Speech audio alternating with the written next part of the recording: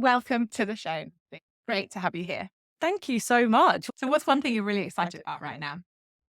So we are hiring at the Yay. Future Kind Collective. So Congratulations. thank you. We're hiring someone to be a kind of a wing person to Alyssa and I. Great. And it's so exciting. Like, we always went into starting a business to create a team.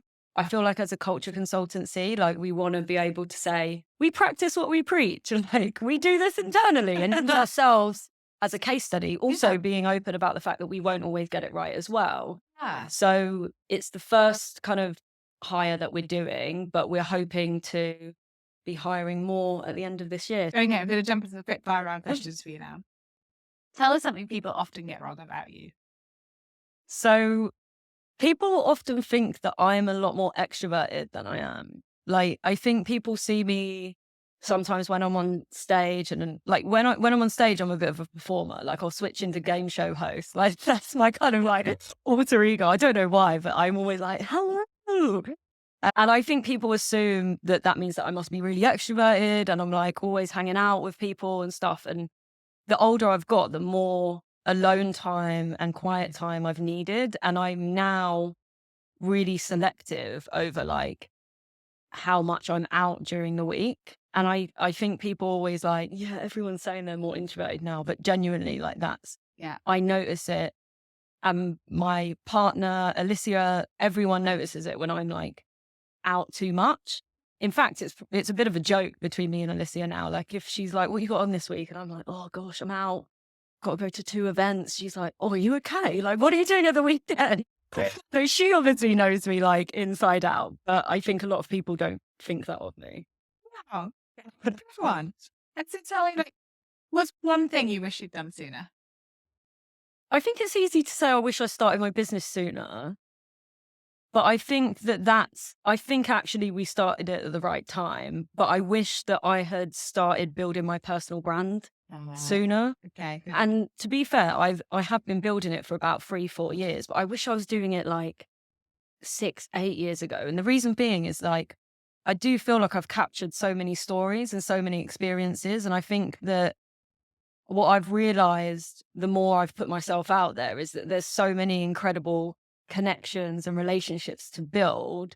And before I started my business, I was very like inward looking, like I was building connections within my organization, but not outside of it.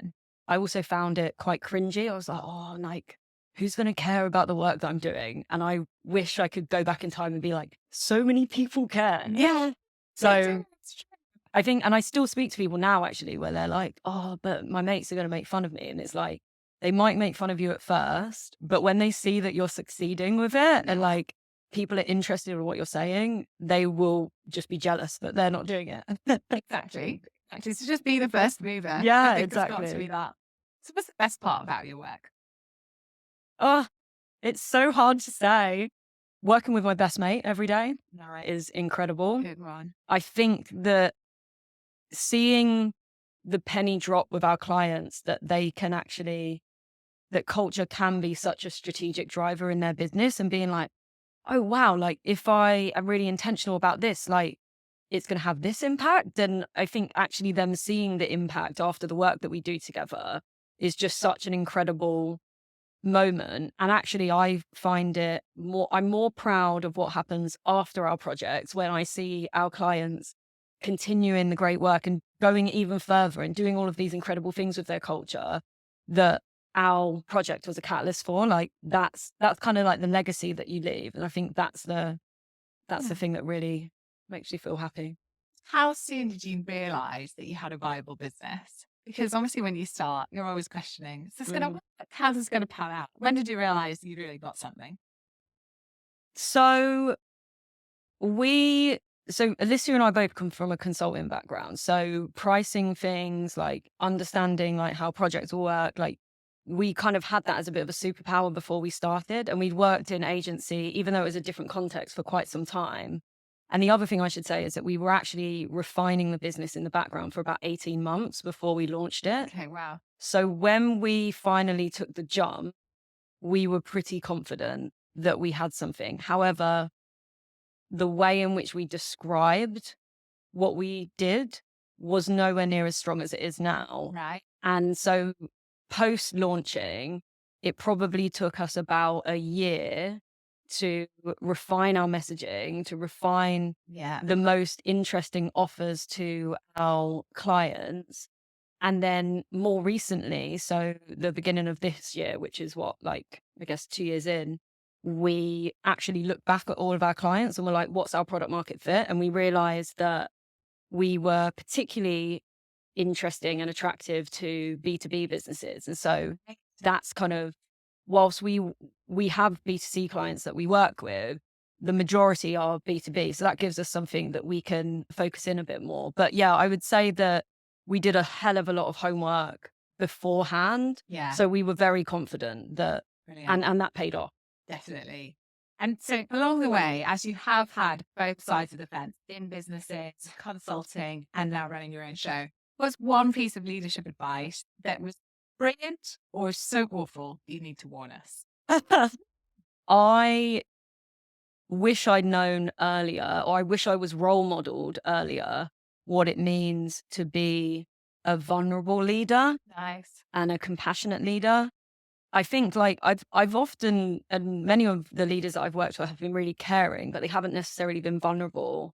And I am a naturally vulnerable person. I think I overshare often. I get like a vulnerability hangover from various conversations, but hangover. That's amazing. I have not made that up, but I think it might have been Lauren Curry that I heard that from. But anyway, it's such a good description for when you're really vulnerable and then you're like, oh God, you feel really anxious about it afterwards. So that's something that's just what I do as a human. And when I came into leadership roles, I was kind of the same person with the people that I was managing. And I noticed that really resonated, and that people, I don't think I'm the best manager. I do think I'm a really good leader. And I think that's because I'm vulnerable and I'll tell people that I don't know. But I know for a really long time, I felt really uncomfortable telling people that I was managing that I don't know the answer. And so I try, that classic thing where you're like, I'm going to try and give an answer because I need to. Yeah. And that's not good for anyone. So I really just that say I don't know. Exactly. I don't know, and let's work it out together. Yeah. Like, I'm gonna help you find this out. Like that's totally okay. But I think you have to be vulnerable. Nice. To do that. And show that it's okay to do that. That is leadership. So that others know when they don't know. Exactly. You can just say pays dividends. Yes. What's the hard lesson you've learned in business? I think there's always more that you can be doing to look after yourself.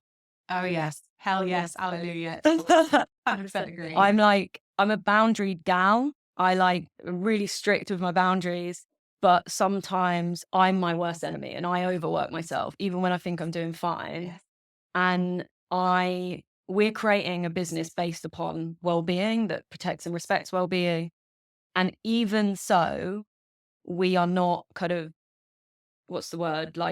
We're not protected from overworking ourselves. And I think that I have learned that lesson really hard of being like, oh gosh.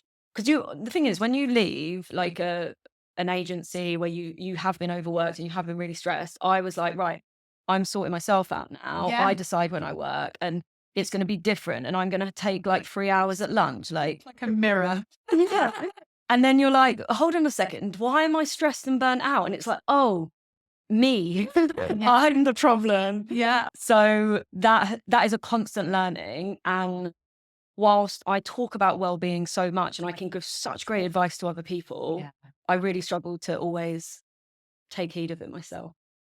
I think that it's really important to understand yourself and to understand what both drives you and motivates you and gives you energy, as well as the things that drain your energy or, can trigger negative emotions. And basically that's about understanding what your core values are and what your kind of, I know this is going to sound a bit lofty and fluffy, but understanding what your purpose is and what kind of contribution you want to make in the world. I feel like when you know that, and you're confident in like, this is the type of person I want to be, this is the type of life that I'm trying to create for myself, you can then be yourself, because you kind of know what those boundaries are, and you can set boundaries. So Yeah. kind of set boundaries intentionally there, I guess, but it kind of goes both ways. I really agree with you on knowing your values. And I feel like that is, once you have a step-by-step framework, it's a really easy thing for you to do and learn, and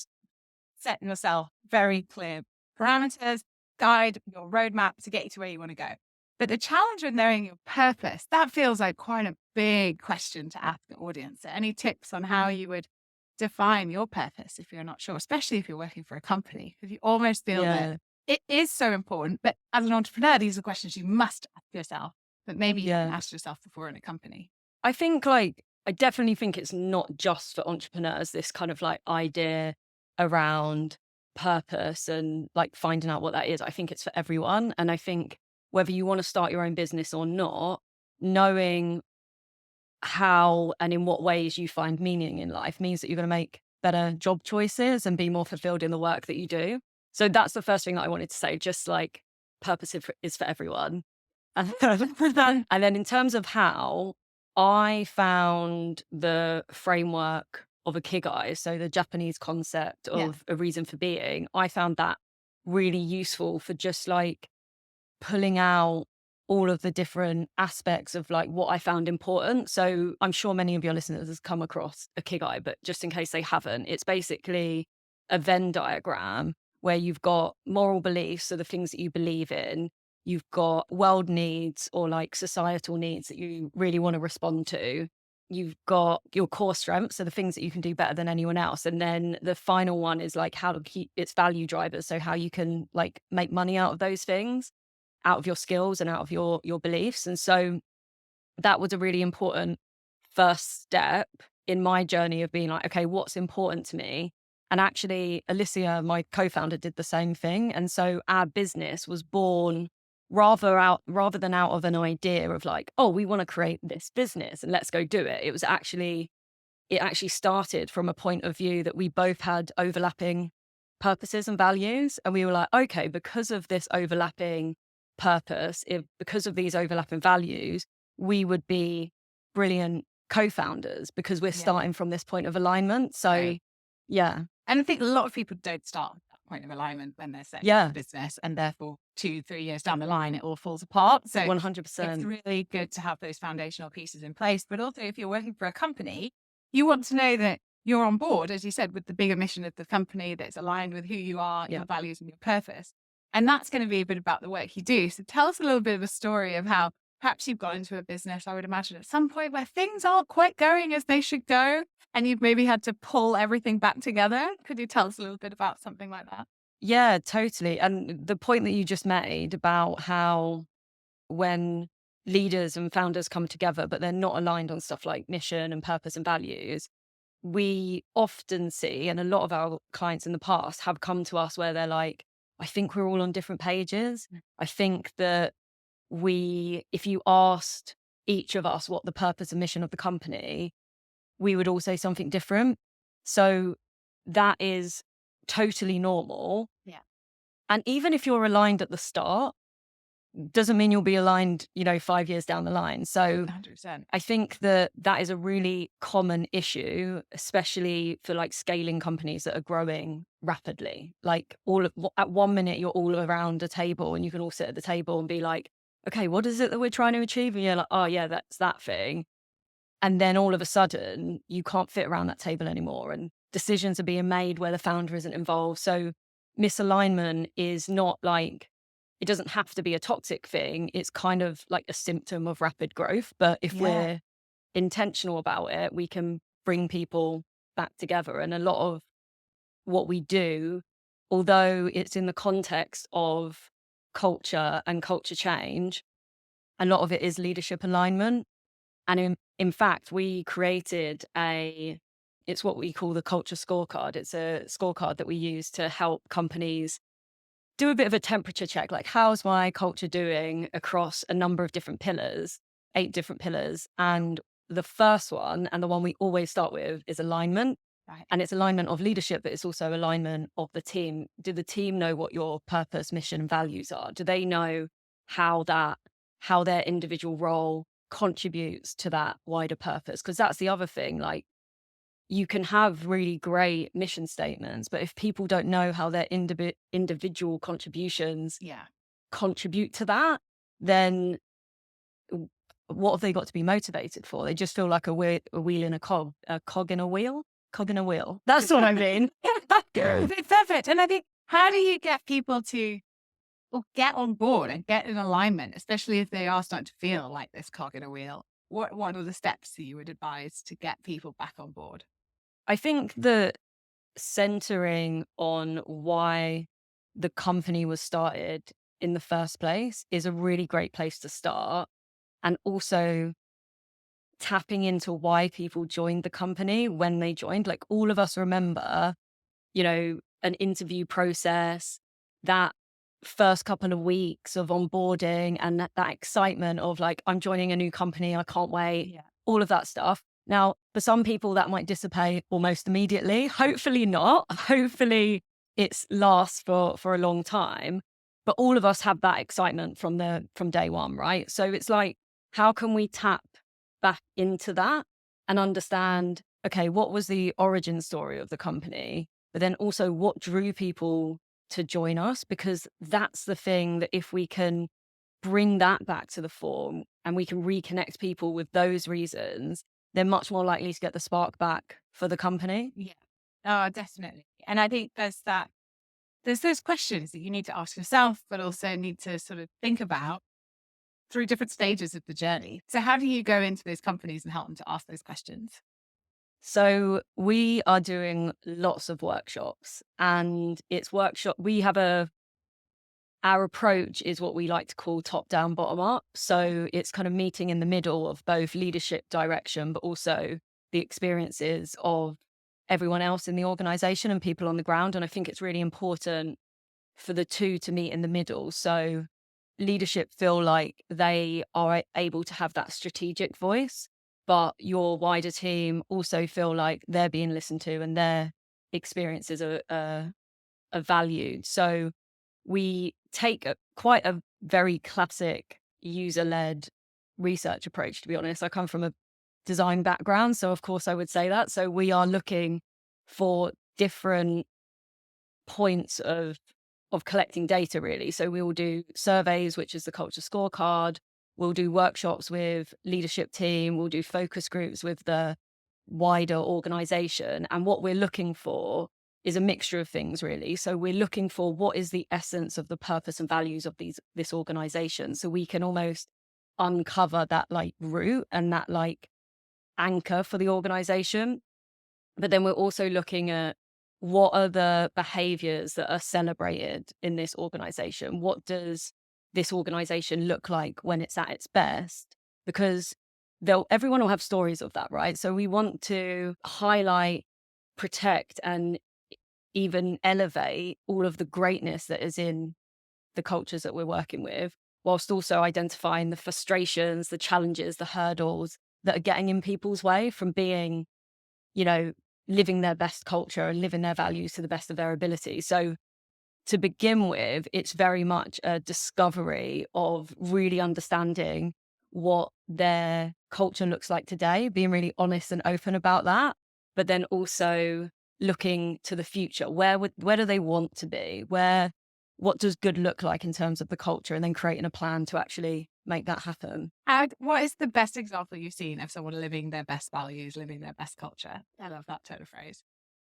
Gosh, there's so I think a really good example that I often use in the talks that I do is actually from Patagonia, so outdoor clothing company, who I guess, so their whole purpose was about, or is about, I should say, protecting the planet and improving the environment and, really focusing on climate change and things like that.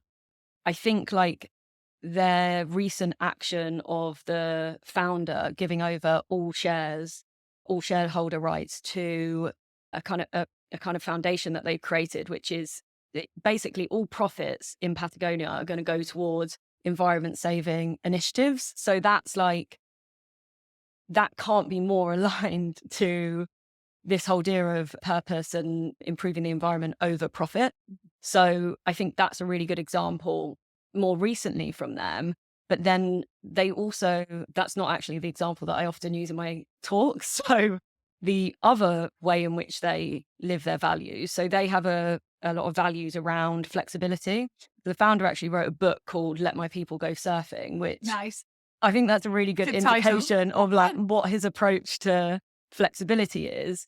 But they actually used their policies, their like workplace policies, to kind of inform what flexibility meant. So allowing people the time to go out and be outdoors and encouraging that, but also looking at what flexibility might mean for new parents. So pre-pandemic, I don't know how this changed post-pandemic, but they had massive subsidies in their offices for childcare. So that meant that they had 100% return to work rate for new mums. And that's kind of another way in which they're living their values and actually putting that into policy, which I think people often think of values as like a really fluffy, lofty thing. I'll put it on my website or I'll put it on the wall and like the job's done. But actually, if you take your values and you say, okay, what does this mean in terms of measurable, observable behaviors? What does good and bad look like? And how can this influence the decisions that we make, the policies that we have as a business, the benefits that we offer our people? Like that's when you see the power of values. And I think that's one of my kind of personal missions, I guess, to help myth bust this idea of what values actually are. Like, they're not just words on the page. There's so much more, but we have to do the work to get there, if that makes sense. Definitely. Oh, go on, best of myths for us. I'd love Yes. to know, like, what are the big myths surrounding building a great culture, whether that's part of the vision or part of the values or the vision, like which part of it do you find that people just have it so wrong? I think that one of the big ones that was kind of really thrown into the spotlight during the pandemic was this concept of like camaraderie almost being a shield or a kind of a smokescreen for culture. And I think that actually culture is so much more than just camaraderie. And what I mean by camaraderie is things like the ping pong table, the drinks, the socials on a Friday, the free breakfast that you like.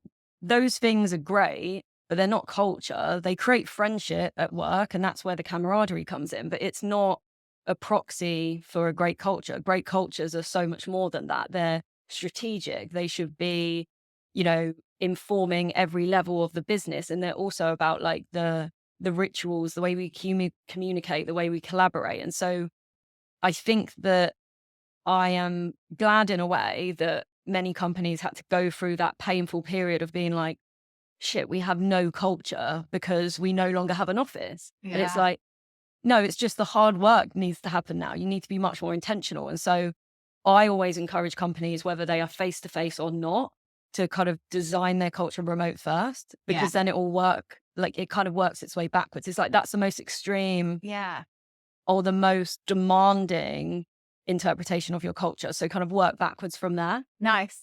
Love it. Oh, that's really good. And I know that a lot of people have shifted the way that they're working in terms of a lot of office. I've heard so much while I've been in London on this trip. There's been so many people that say, oh, yeah, we don't go to the office anymore because it used to be a building that was a skyscraper with multiple floors. And now it's 2 floors. Or now we've moved into a much, much smaller space. And only 20% of the office can be in the office at any one time. So it's not even like today, everyone get in the office and let's have a rally. But no, not physically possible. Yeah. So I think all these big shifts and changes have really changed the way that everyone needs to think about culture. And like you were saying, so are there any other examples you can give us where there's those different scenarios because of the different physical locations where you could give some advice and some tips about how to think about this? Yeah. So I think when it comes to gathering your people, it's about giving people a really good reason for gathering. And there's a brilliant book on this. It's called The Art of Gathering by Priya Parker.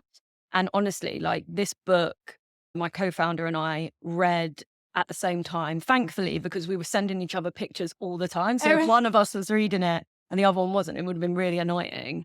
And spoiler alert. I know, exactly.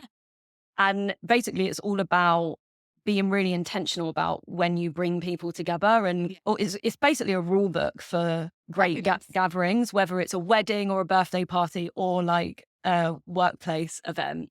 And I really love that idea of intentionality, because people are much more likely to engage when they know that why they're there, when they can see the draw, they can see the benefit of them being there. And, you know, when they come into the space, it's all kind of curated around whatever that goal is, whether it's connection, whether it's brainstorming, whether it's something more creative.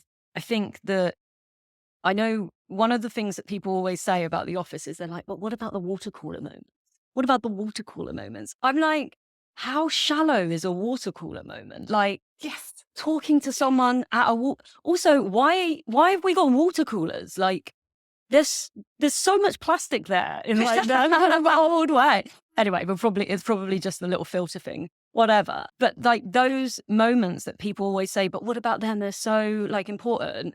They were actually really shallow connection. Mm-hmm. So why would you want to bring those back when you can replace them with something much more intentional? Fantastic. So that's my big thing on connection.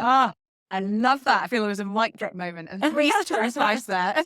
Three like riled about it. Yeah, water coolers. I'm like, down with the water coolers. Absolutely. And I think, I suppose, on this journey of helping great companies, big and small, develop their cultures, tell me, what do you think has been the biggest insight or aha moments for you that you've taken away on your journey? One of the things that has been such a aha moment for me is definitely really starting to dig into the cultural norms of different countries and understanding like the different levels of culture that you have within an organization. So you have an organization culture, you have subcultures of the different teams. Like a finance team is very different to a marketing team. Sure. They're all within the umbrella of the values of the organization and the mission of the organization. But it's important to be cognizant of the different needs of different team types and different professions. So that's fascinating in itself. But then when you zoom out even further, especially for multinational companies and international companies, you also have the cultural dynamics of countries, of actual, like, you know, the Brits are very different to Americans. The Eastern and Western world are very different. Like there's so many different norms that could be interpreted in many different ways if we don't understand them. So for example, scheduling is something that traditionally is very strict in the UK, but in Latin America companies, it's something that is a little bit more flexible. If someone turns up late to a meeting from a Latin America company, that's not rudeness. That's just kind of part and parcel of the culture there. And so we've been really digging into what this means in the workplace and how we can better forge understanding for multinational teams of these differences and how we can kind of create rituals that bring the two together. And that's something that we've been working on right now. And it's heavily influenced by an incredible book called The Culture Map by Erin Meyer. It's fascinating. And it's, I think sometimes when I talk about this, like a challenge that I get back is like, isn't this stereotyping?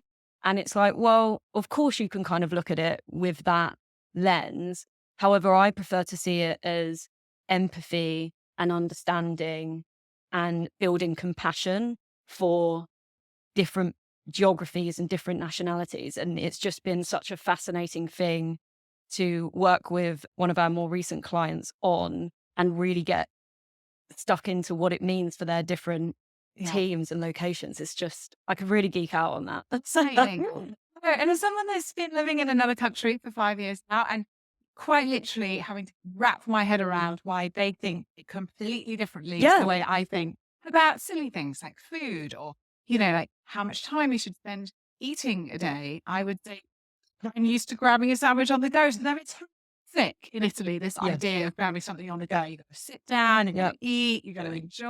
And there's a ritual about that, right? It's a And it's ritual, a connection and relationship building thing. And that's another. So basically, in this book, there's like 8 or 9 different spectrums, and it kind of plots research-based, evidence-based, like plots different countries on these scales. And food is actually lunch, and the approaches to lunch is a really big one. And how for some countries, it's very transactional. And for other countries, it's like the core of building business relationships as well. This isn't a stereotype. No, it's like this is how they think. It's cultural It's norms. how they're brought up. It's what they believe. And actually, once you've been there for long enough, I can tell you say, I'm like, why do we do it the way we do it in England?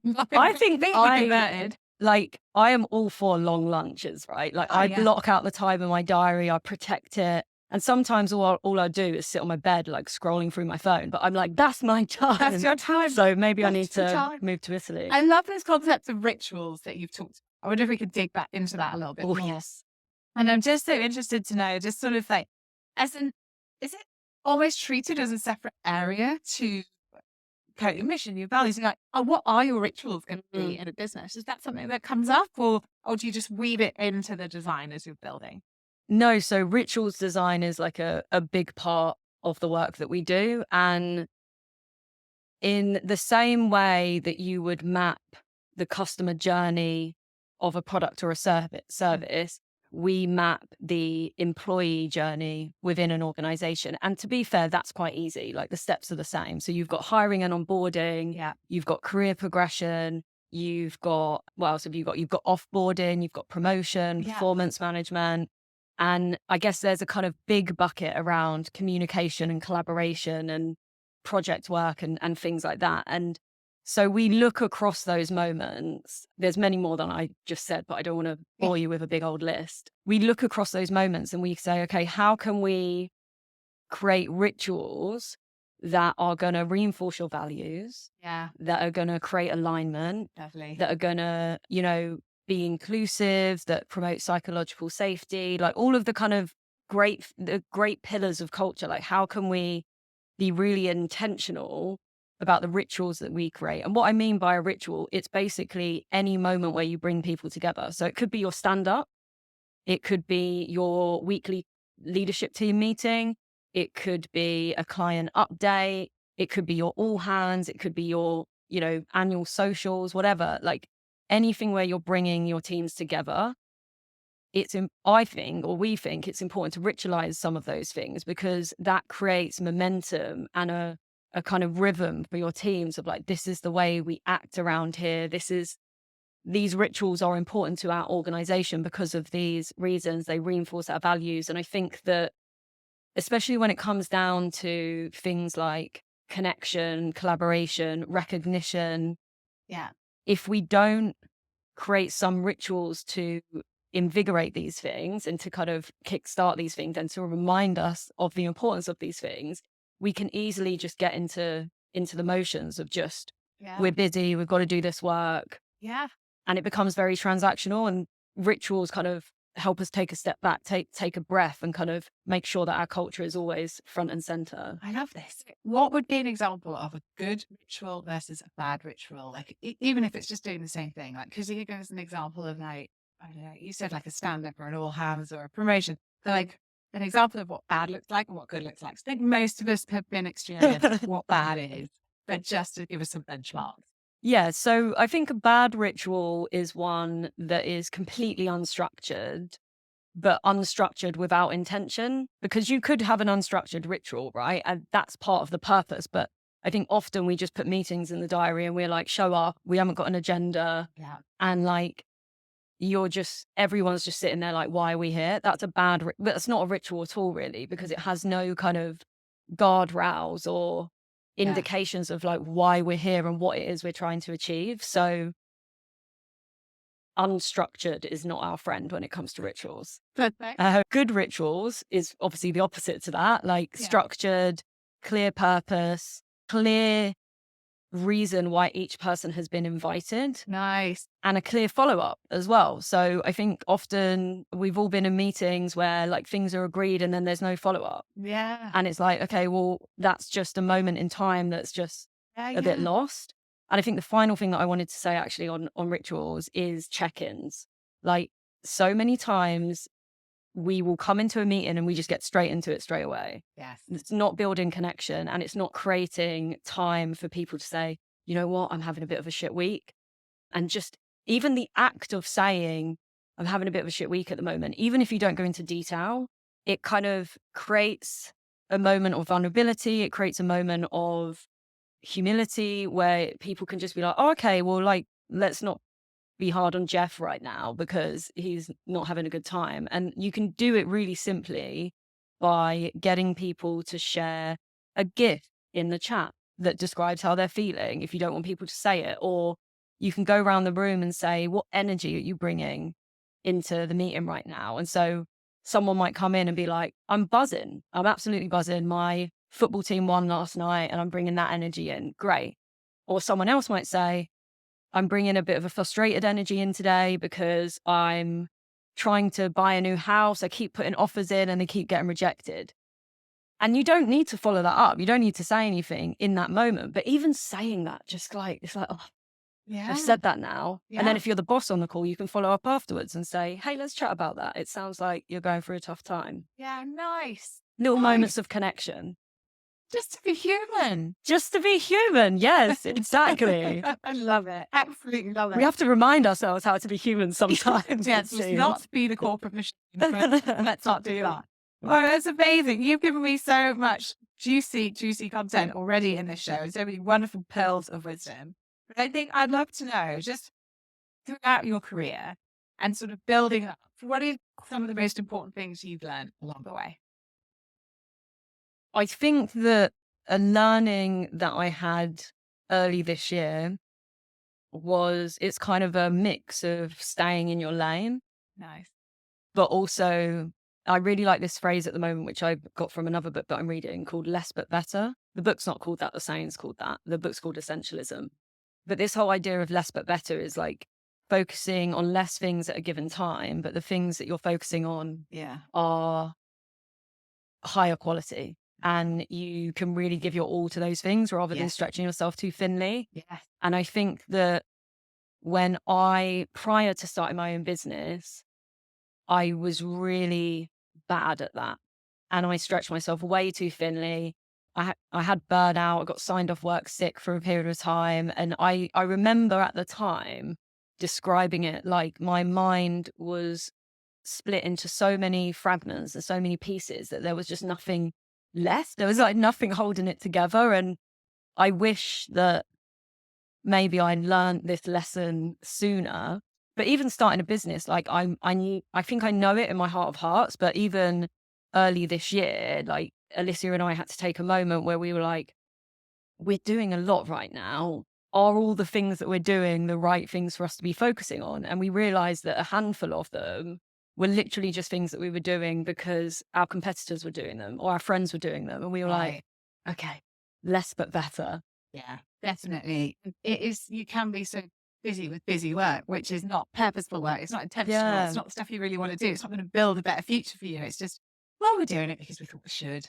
And that's just, that's the beginnings of you just being in hustle and not actually enjoying and just taking the moments like the Italian lunch, just taking the moment to enjoy it, like go further. So I love that. Final question for you today. If you're having a bit of a bad day, feeling in the blues, what's one music track that lights you up and makes you feel you can take on the day? You know what? This is so hard because I have like so many. Dreams, Fleetwood Mac is always a banger. Good. Anything from Lizzo, like you can't go wrong. Janet Jackson, Together Again, I was listening to the other day and I danced in my bathroom. So yeah, anything a bit like 100%. I love it. You have been an absolute delight to have on the show. Oh, thank you ever so much. And just what pearls of wisdom we've had today. Really thinking about those moments that matter, building those rituals, thinking about not just doing things for the sake of them, but being super intentional And there's so many more sound bites along the way. I can't thank you enough. Thanks for being a fab guest on Snippets of Genius. Thank you so much for having me. It's been a joy.